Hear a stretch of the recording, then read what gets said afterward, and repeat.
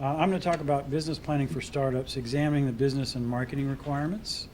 I did neglect to say when we started talking about the Startup Summit, one of the other things we're involved with is actually launching a startup channel. We are going to let any startup post a 5-minute video for free on our startup channel. So that's just how much we love being involved with the startup community. If you'd like to stay in contact with us and what we're doing, please let me know. I'm going to talk about really systems approach to marketing. I hope I don't put you to sleep on this one, but for me especially, with all the tools, and we're very active in using automated marketing tools, and there are some inexpensive versions now.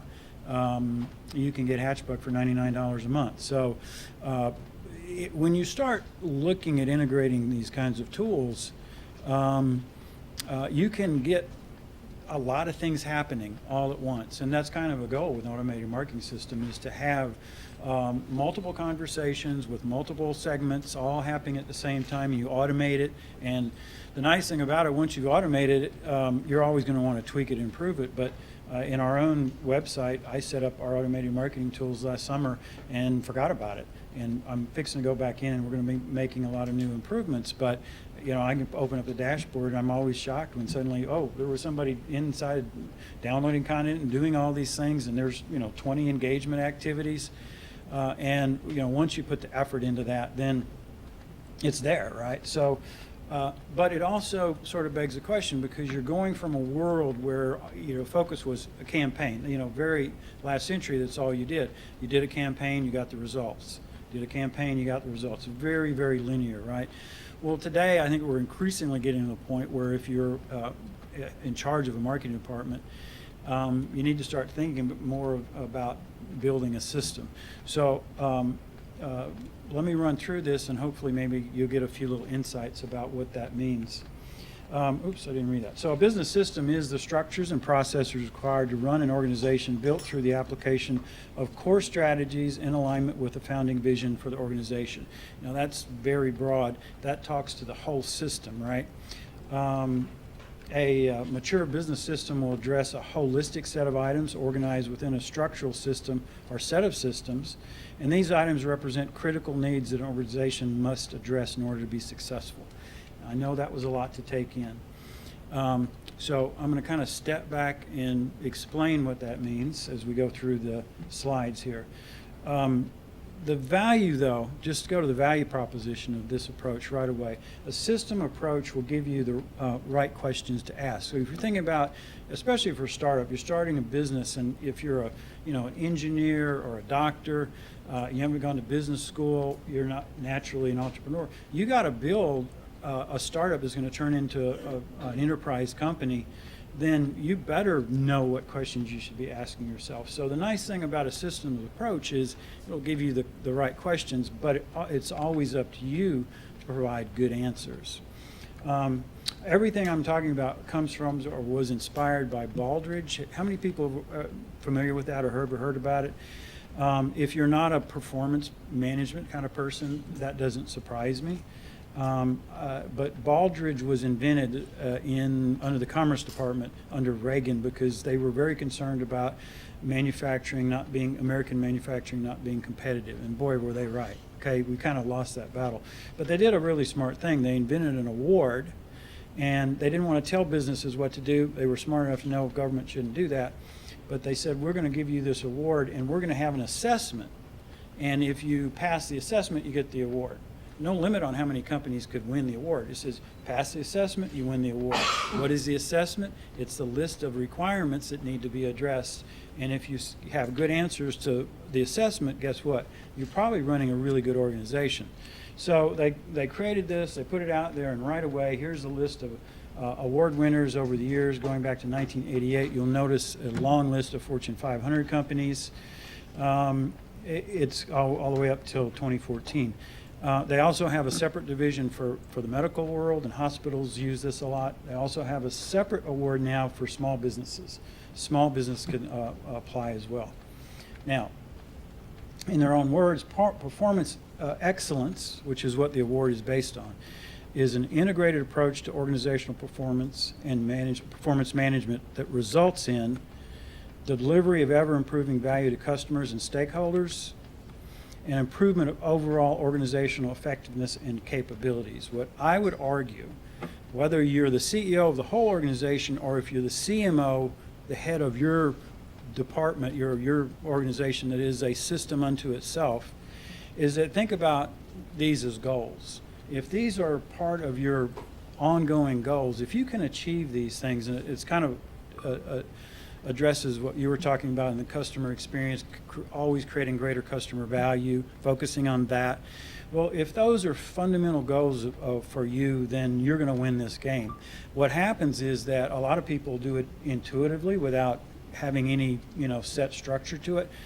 Jenna Galhausen gave us a perfect example of that yesterday. I wish she was here because I wanted to compliment her on being an intuitively a good performance management person, or that whole team. That's an excellent example. They probably could win this award, okay? So I was very impressed with her.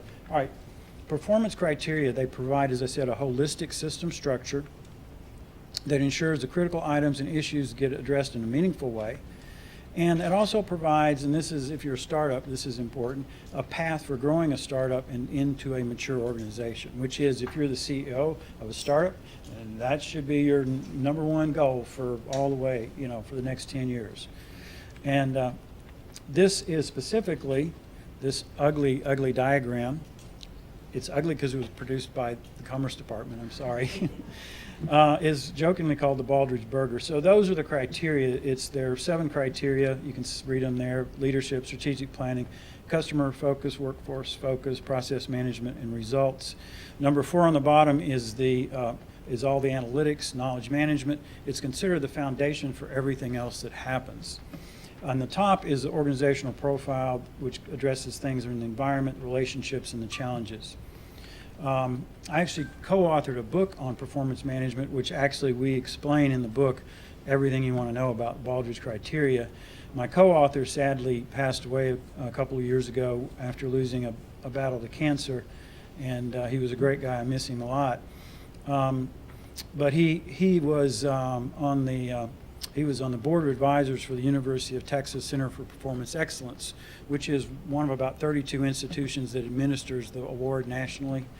Most are just state-based. Texas will take on anybody anywhere in the country.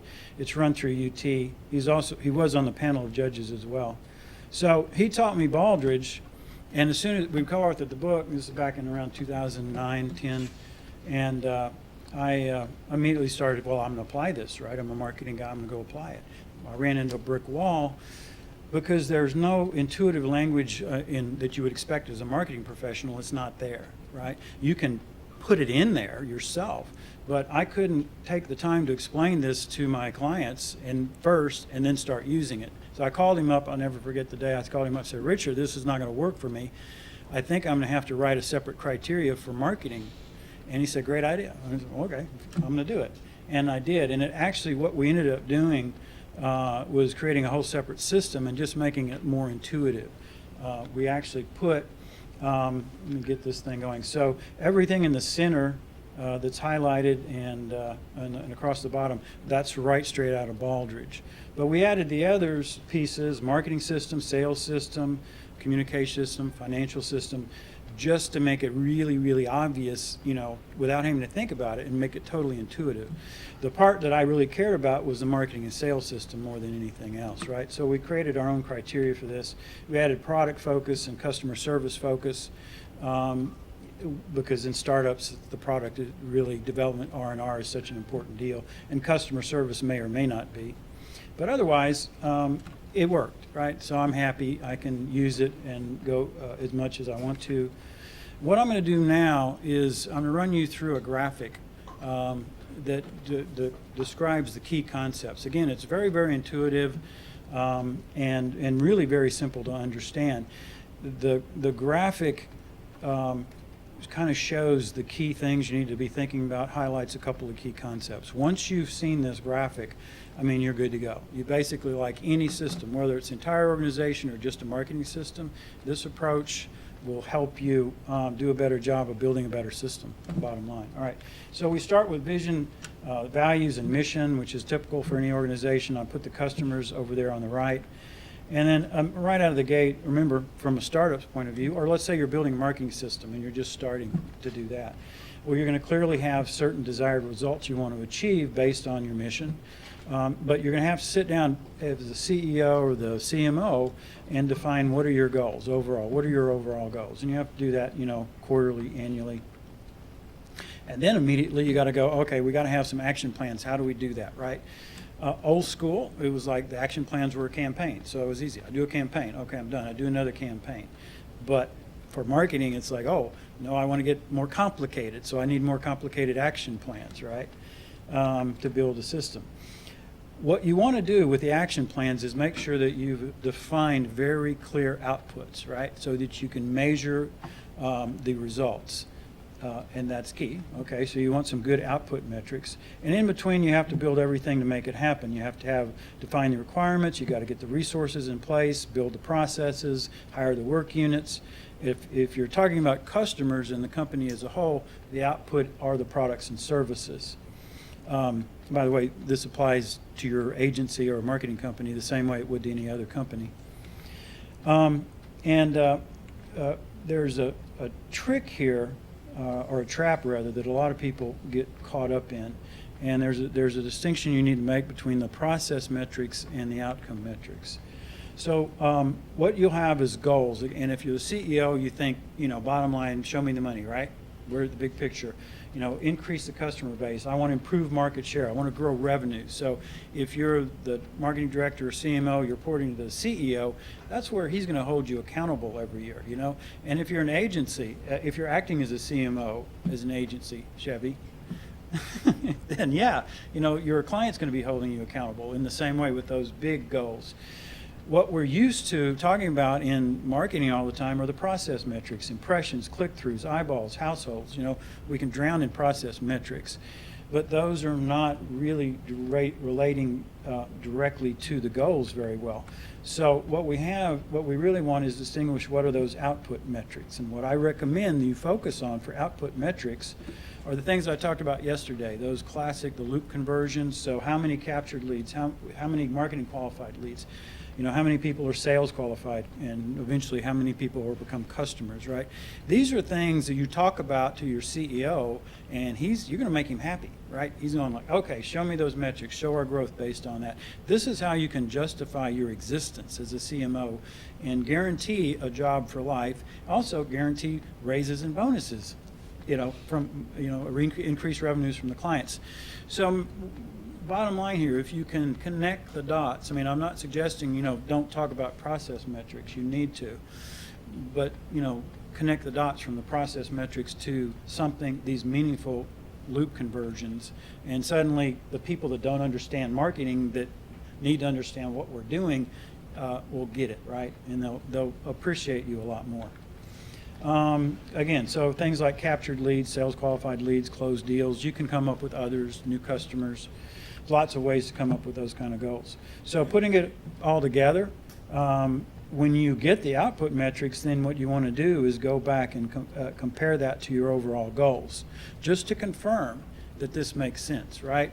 Did our outcome metrics really achieving the goals that we wanted to achieve as an organization? And if those goals are well defined, and they usually are pretty clear and straightforward, then that works, and you're home free. All right. The other nice thing I like about this graphic, it also shows the system structure you can create in any organization, even small business. You can have just a handful of people, a startup, because what happens is with a startup, you got 3-5 people, and they're the CEO, the COO, the CFO.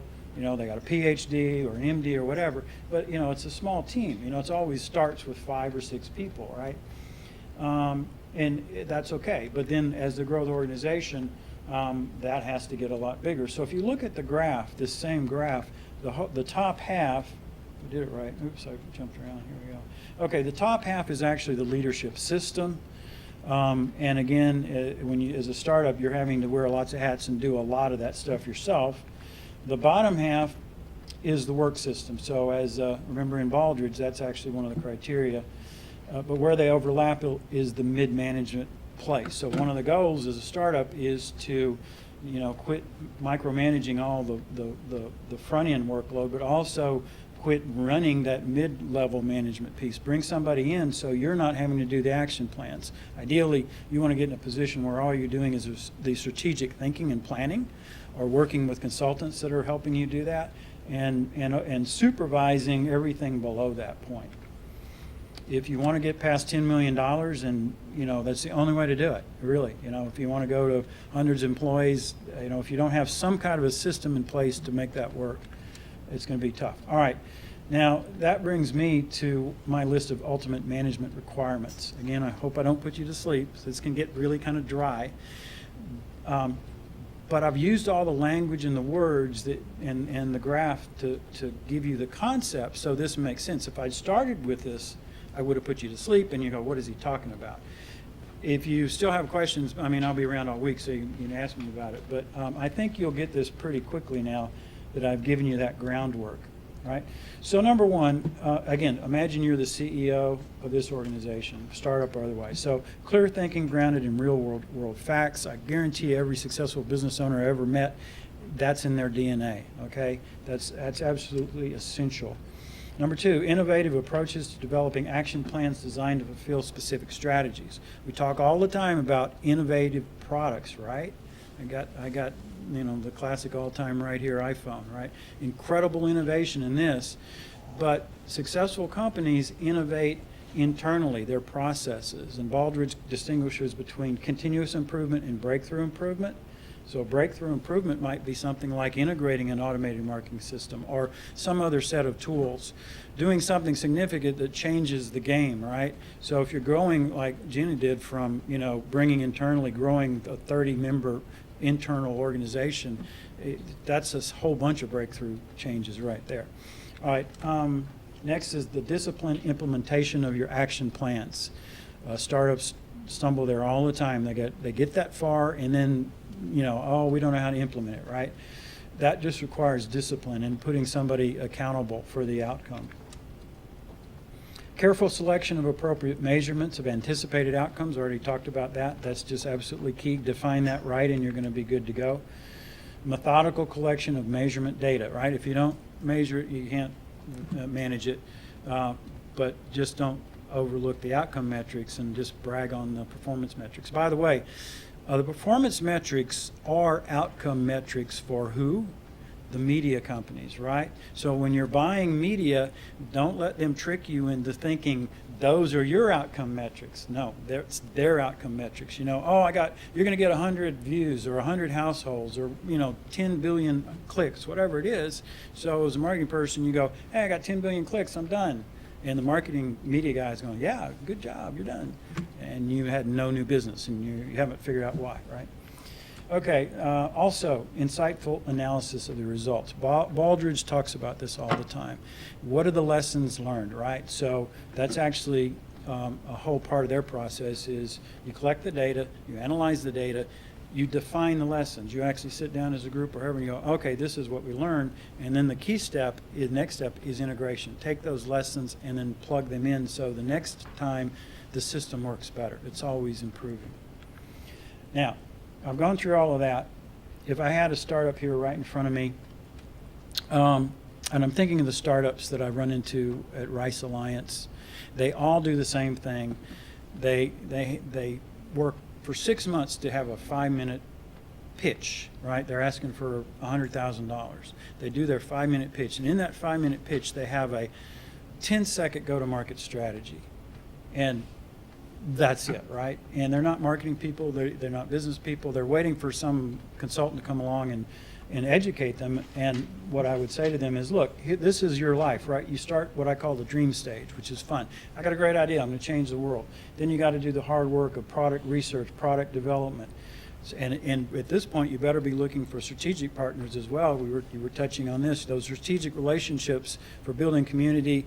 How am I going to the marketplace and leverage everything I can think of to leverage, so I can build that audience and turn it into real community, right? Those strategic relationships are critical for that, and we haven't even gotten to the beta customers yet, right? So you need to be doing this pretty quick. Then you get the beta customers, confirm that your product is what you think it is, tweak it, and then go into real selling, right? Real sales and scale growth. So, you know, if you've got a 10-second go-to-market strategy, you're not going to make it, okay? I'm sorry. What you need to do immediately, I mean on day one, is start building a marketing plan. And pretty quickly, certainly as soon as you have some beta customers, get some basic tools, whatever you're going to do, even if it's just some simple apps. If you're a small business, you know, it doesn't have to be a lot of fancy stuff, but I mean, you know, MailChimp or whatever, start with something that you can start interacting with your customer base. If you're going to grow an enterprise system, you're going to need something more sophisticated. You know, the big ones like Pardot, you're talking thousands of dollars, $10,000 a year, but there are a lot of options that are a lot less expensive than that. Okay, so if you like what I just said in your startup, and you say, okay, it makes sense to me. I think I'm gonna do this, but you're still scratching your head. I just want to kind of run the message home in a big way. If you build a mature business system or a mature marketing system, either way, these are the benefits. This is what you're going to get. This is what's in it for you, right? Number one, improve strategic and management decisions. Why? Because you've got a system that can take your instructions now, right? And you're getting feedback, so you have something, you can get those lessons and integrate them, right? It just informs all your strategic thinking, right, more effectively. So that's the outcome. You get improved workflow because you've defined the system in a way that makes sense to everybody, then the people that have to run it in ways that make sense.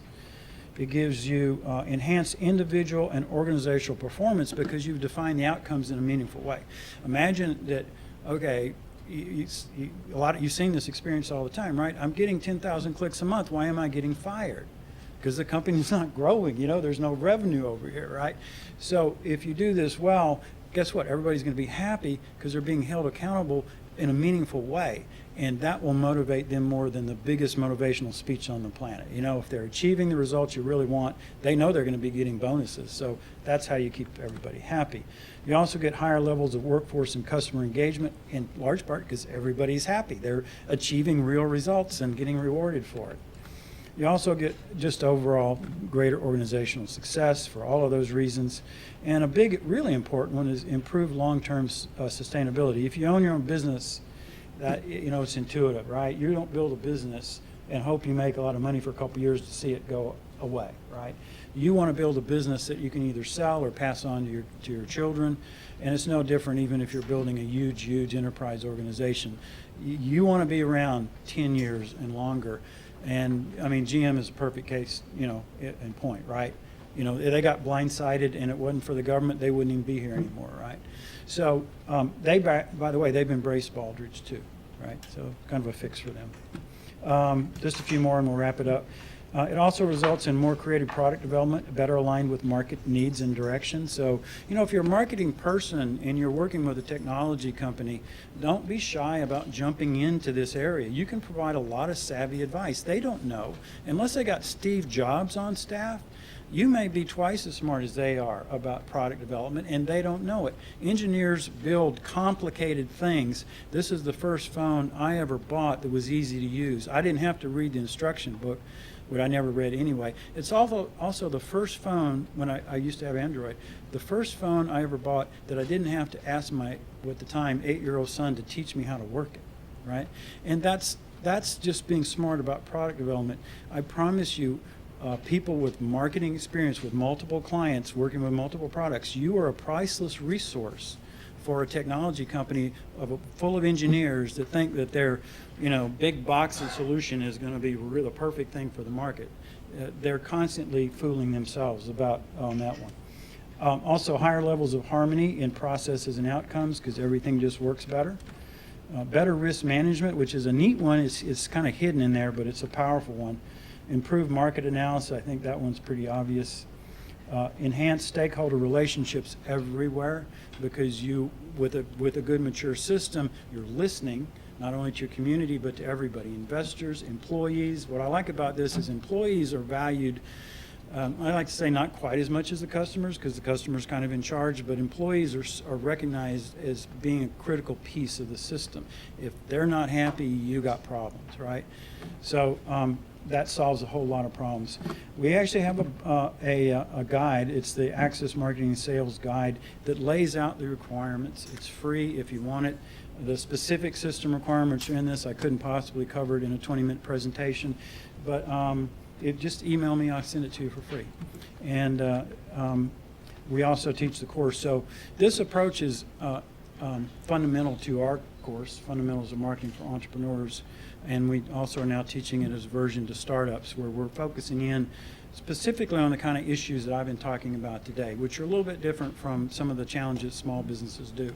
Because the startups, I mean, their expectation is they're going to get $100,000 or $1 million, and it's very easy for them to disappoint their investors and have the whole thing fall apart, and then they got that following them around, haunting them for life, right? That happens 9 times out of 10. So it's simply just that important. I mean, it's essential if you're going to be a startup that you get ahead of this curve, or you will fail. So anyway, I have to turn it over back to Aaron. Please give applause, not for me, but for everybody, all the speakers, and then we'll get Aaron back up there.